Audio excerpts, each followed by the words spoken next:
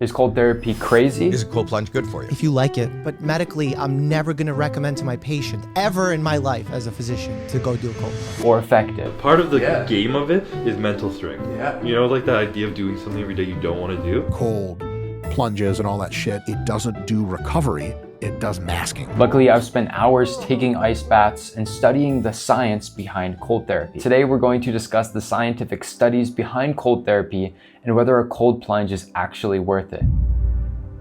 As we just heard, doctors said that they would not suggest cold therapy, but that does not stop six-time Mr. Olympia Chris Bumstead from doing them every day. Where is this discrepancy coming from? Personally, I used to do cold showers every morning for 6 months straight. It helped me build mental resilience and gave me energy in the morning, but was it actually doing anything? Some people would say that it's like torturing yourself, but instead of being tortured by enemies, you're paying $5,000 to torture yourself. And to these people, I would say that they're right, but I can also tell that they've never done an ice bath before. There's been many hypotheses stating that doing cold plunges releases norepinephrine or dopamine, which makes you feel good throughout the day. But you really don't need scientific evidence to prove this. After I get out of a cold shower or a cold plunge, I feel great. I mean, you can instantly tell the difference. And although we don't need scientific evidence to prove this, here's a study anyways. In this study, it showed that people who consistently took cold showers for 30 days had less depression and all of these other benefits. But if you don't believe me, then just go take a cold shower right now. Or next time you take a hot shower, before you get out, simply start turning the knob to cold until you can't take it anymore. Then get out and see how you feel. After doing this, you'll understand why six-time Mr. Olympia Chris Bumstead does this every day for a mental challenge. But this doesn't tell us whether ice baths are actually good for your physical body or not. So are the doctors you saw in the intro wrong about ice baths? About 6 months ago, I started to train for a marathon. And after running miles, I thought it would be a good idea to hop in a local creek, which was pretty cold, to allow my legs to cool off and reduce inflammation. But the next morning I would wake up and my shins and ankles would hurt the exact same amount whether I jumped in an ice tub or not. Here's why. This scientific study observed men who did cold therapy after running the marathon and men who did nothing extra. Although at the end of the study, it was found that the men who did cold water therapy did not recover as fast and in fact recovered worse than men who did nothing after the marathon. So this begs the question, why do coaches tell you to put ice on your muscles after running long distances or doing any kind of sports? Well, this great video from Squat University tells us exactly why. Did you know that up into the late 1970s, we didn't treat athletes after practices or games with sore knees or shoulders or backs with ice? A lot of this all started after 1978 when a Harvard physician named Dr. Gabe Merkin coined the term RICE, Rest, Ice, Compression, Elevation, in his sports medicine book on best practices to treat athletic injuries. However, what most people don't know is that he came out in 2013 and said he was wrong, in that ice actually delays the healing process. Icing is like a roadblock set up on a highway after an accident. None of the emergency vehicles to come and clean up the problem can actually get to the place. So what does this mean? Basically, by putting ice on your muscles after doing strenuous exercise, you reduce the inflammation and blood flow to that muscle.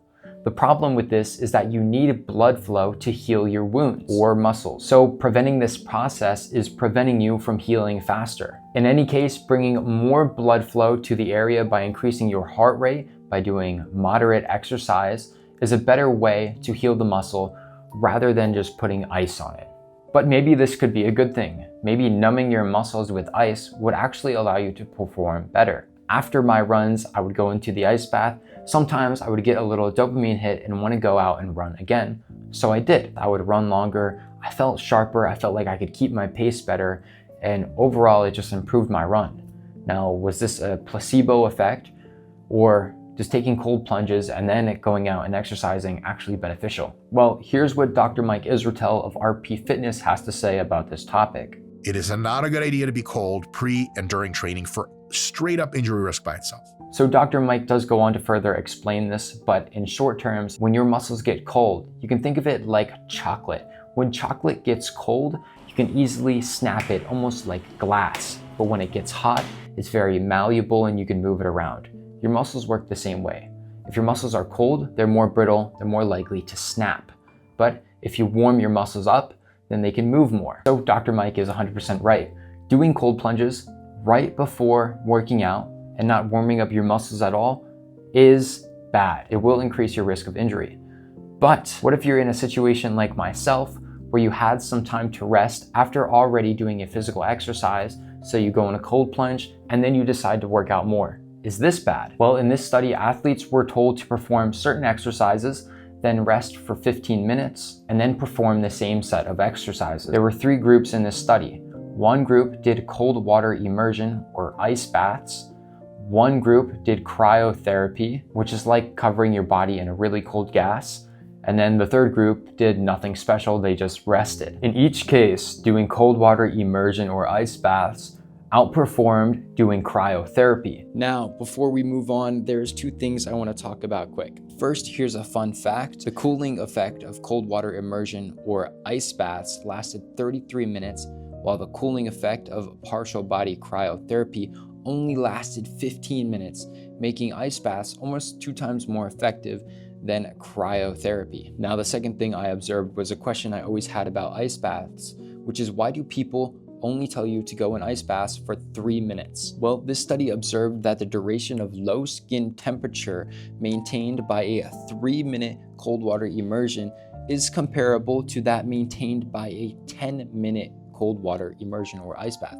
So getting in an ice bath for 3 minutes is about the same thing as staying in it for 10. It's not going to give you any more physiological benefits, except for just being uncomfortable. Back to the video. But both cryotherapy and ice baths significantly outperformed doing nothing. All of the biomarkers within the athletes led to increased performance if they did cold therapy in between each workout. Here are my thoughts. Since the athletes had warm muscles from already doing exercises, there was little to no risk of doing cold therapy. As a result, the cold therapy allowed their skin to cool down, their heart rate to regulate, and a bunch of other positive benefits. But in contrast, if they did this without warming up their muscles, then obviously something bad could happen and they could have easily injured themselves. So if you want to do cold therapy before workout, just make sure you warm up your muscles. Be safe and don't go too cold on ice baths or cold plunges.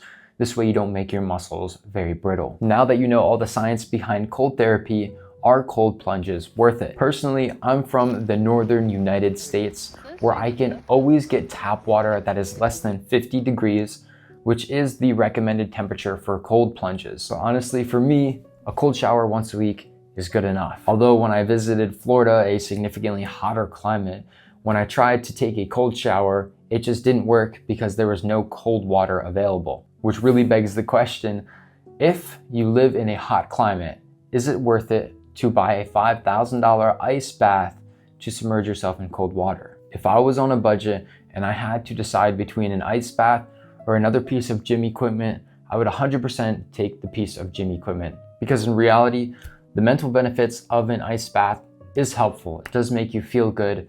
Is it worth $5,000? If you had significant amounts of money, then yes, it is worth it if you don't have access to cold water. If you really want a mental challenge, then I would just suggest sprinting for a couple of minutes. For me, it gives me right about the same mental challenge, and I feel about the same after sprinting versus taking an ice bath. If you have any activity where you play a sport, stop for, let's say 10 minutes, and then go play again, like basketball, then it would be extremely beneficial to do an ice bath, but it's really just not realistic. Just imagine a professional game, and whenever one player goes on the bench, they have to take off their clothes and go do an ice bath, and then come back and then go and play again. Physically, it would be beneficial and they would probably perform better, but is it realistic?